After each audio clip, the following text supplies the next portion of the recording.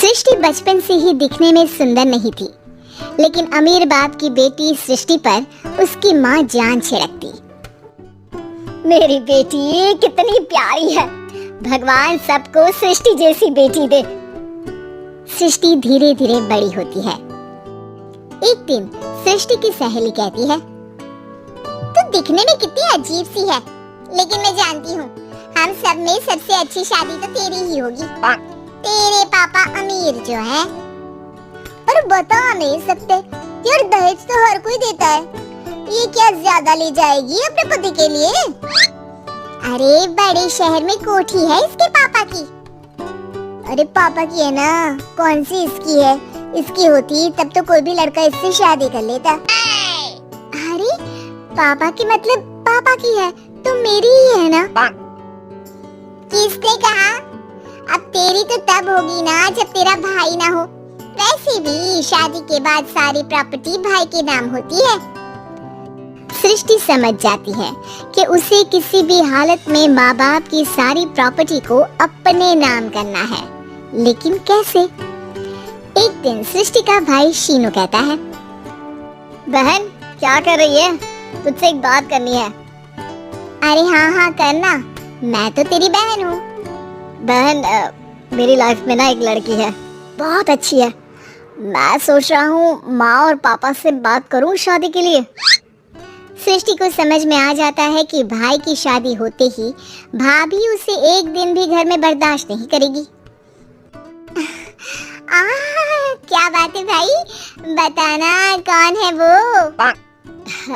यार वो बहुत अच्छी लड़की है, पढ़ी लिखी है, मेरे साथ जॉब भी करती है, बस एक प्रॉब्लम है।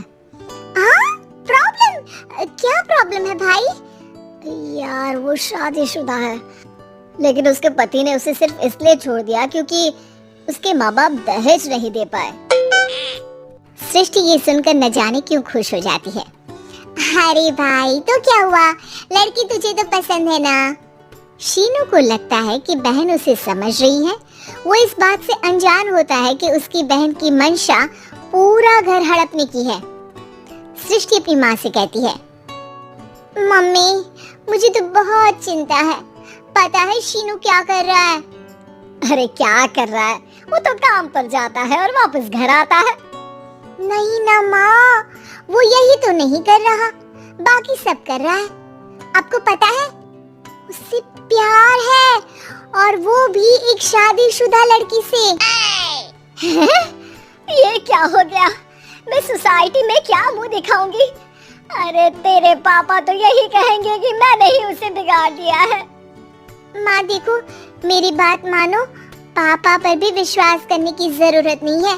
अब आप ही बताओ, पापा इतनी देर घर के बाहर रहते हैं क्यों? बोलो। अरे बेटा वो तो नौकरी करते हैं ना।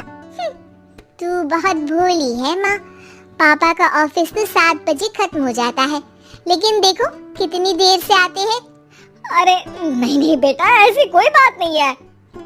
सृष्टि माँ को एक औरत से बात करते पिता की फोटो दिखाती है। देखो माँ कैसे हैं पापा, मैं ना कहती थी कि पापा सही नहीं है। मैं तेरे पापा से बात करूंगी, दे फोटो मुझे। ओ माँ वो तो डिलीट हो गई। लेकिन चल तूने तो देख लिया ना, पापा से बाद में बात कर लेना, और हाँ मेरा नाम बिल्कुल मत लेना। हाँ माँ। अब क्या था, सृष्टि के माँ और पिता के बीच झगड़ा होना शुरू हो जाता है। सृष्टि के मन में क्या चल रहा था कोई नहीं जानता था। एक दिन, माँ सृष्टि के लिए एक लड़का देखा है, वो लोग शाम को उसे देखने आने वाले हैं। और हाँ माँ, एक खुशखबरी, मैं और पापा मिलकर एक नया बिजनेस ट्राई कर रहे हैं। शाम को लड़का आता है, सांवले रंग का। सृष्टि को तो बिल्कुल भी पसंद नहीं आता।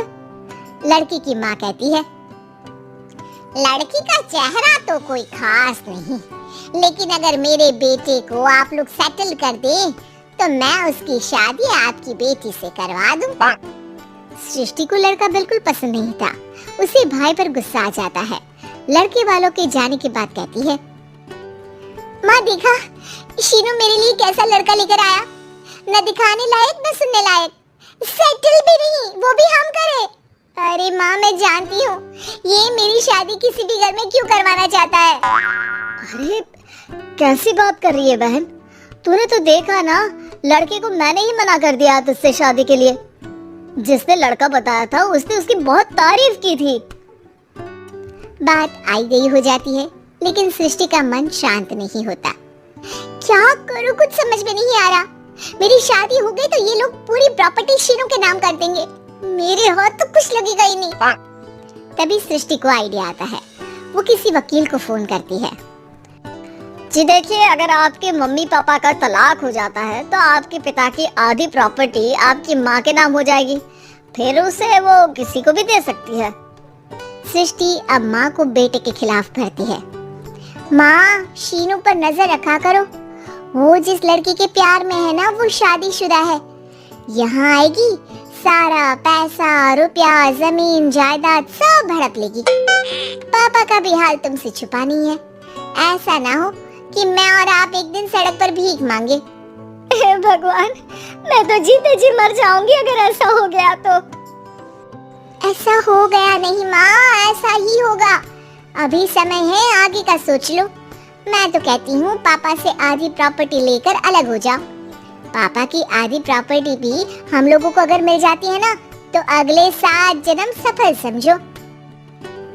बेचारी माँ बेटी के कहने पर पति से तलाक लेकर अलग हो जाती है। सृष्टि अब पैसों से गाड़ी और अपने दूसरे महंगे शौक पूरे करने लगी। उसके दोस्त भी उसके पैसे इस्तेमाल करते। सृष्टि, कल तुम कहाँ थी? मैं सारा दिन घर पर अकेली थी। तो मैं क्या करूं? मैंने ठेका तो नहीं लिया है ना तुम्हें संभालने का। माँ को सृष्टि से ये उम्मीद नहीं थी। वो बैठकर रोने लगती है। वहीं उसका पति यानी कि सृष्टि के पिता आ जाते हैं। मैं जानता था कि तुम्हारा यही हाल होगा, तो आपने मुझे रोका क्यों नहीं? मैं रोकता तो तुम रुकती क्या? सृष्टि के कहने पर तुमने मुझ पर अपने बेटे पर शक किया, लेकिन तुम ये भूल गई कि कैसे हम दोनों ने मिलकर जीवन में इतना सब खड़ा किया। माँ पति के गले लग जाती है। मुझे माफ कर दीजिए, मैंने आपकी कमाई का एक बड़ा हिस्सा गवा दिया। कोई बात नहीं, तुम साथ हो तो मैं ऐसी 7 प्रॉपर्टी खड़ी कर दूंगा। तभी वहाँ सृष्टि आ जाती है रोते हुए। माँ, मयंक ने मुझे छोड़ दिया। वो बोल रहा था जब तक मेरे पास पैसे थे तब तक ही वो मेरे साथ था। पापा, माँ, मुझे माफ कर दीजिए।